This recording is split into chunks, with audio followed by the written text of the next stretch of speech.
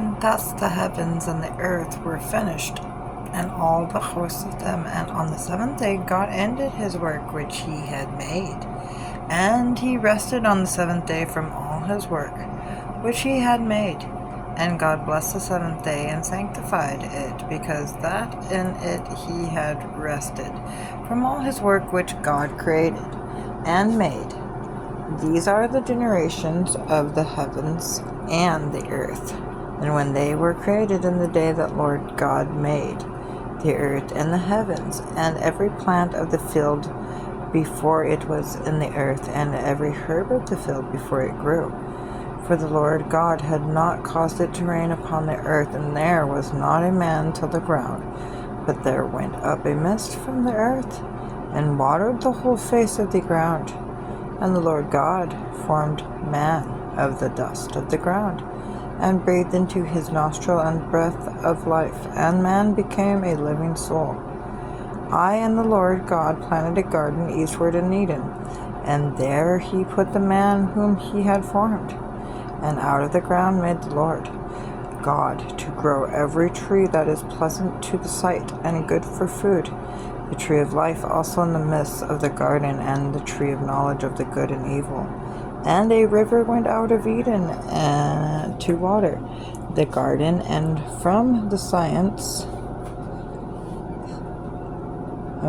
thence it was parted, and became into four heads. And the name of the first is Pison, that is it which compasses the whole land of Havilah, where there is gold, and the gold of the land is good.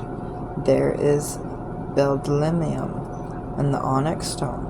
And the name of the second river is Gihon. Sorry guys if I mess up the names. I'm not perfect, but I'm trying. The same is that compasses the whole land of Ethiopia. And the name of the third river is Hiddekel. That is it which goeth towards the east of Assyria. And the fourth river is Euphrates. And the Lord took the man and put him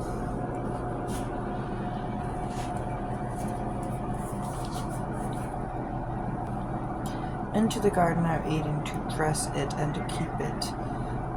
And the Lord God commanded the man, saying, of every tree of the garden thou mayest freely eat, but of the tree of the knowledge of the good and evil thou shalt not eat.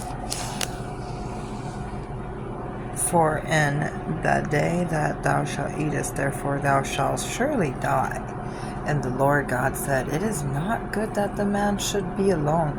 I will make him a help meet for him. And out of the ground the Lord God formed every beast of the field and every fowl of the air, and brought them unto Adam to see what he would call them. And whatsoever Adam called every living creature, that was the name thereof. And Adam gave names to all cattle, and to the fowl of the air, and to every beast of the field. But for Adam there was not found an help meet for him. And the Lord God caused a deep sleep to fall upon Adam, and he slept. And he took one of his ribs, and closed up the flesh instead thereof. And the rib which the Lord God had taken from the man made he a woman, and brought her unto the man. And Adam said, this is now bone of my bones, and flesh of my flesh, and she shall be called woman, because she was taken out of man. And therefore shall a man leave his father and his mother, and shall cleave unto his wife, and they shall be one flesh. And they were both naked, the man and his wife, and were not ashamed.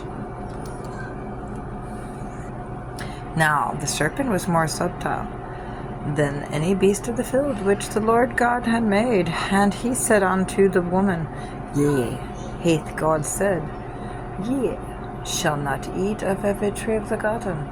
And the woman said unto the serpent, We may eat of the fruit of the trees of the garden, but of the fruit of the tree which is in the midst of the garden, God hath said, Ye shall not eat of it, neither shall ye touch it, lest ye die.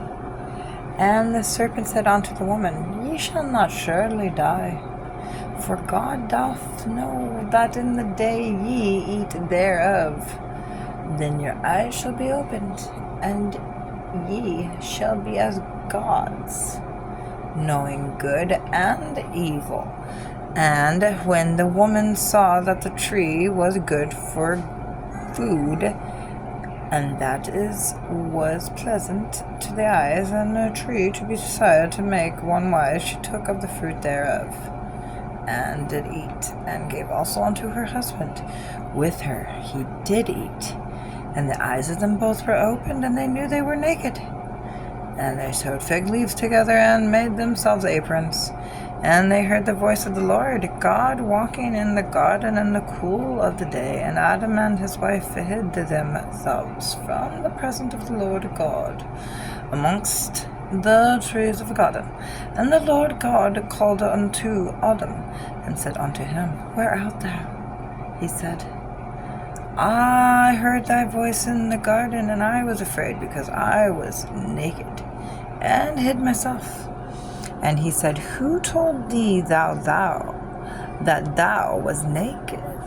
And hast thou eaten of the tree, whereof I commanded thee that thou shouldest not eat?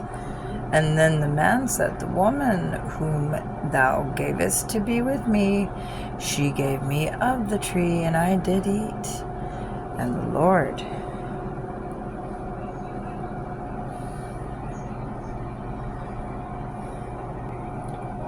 and he said, Who told thee thou that was naked?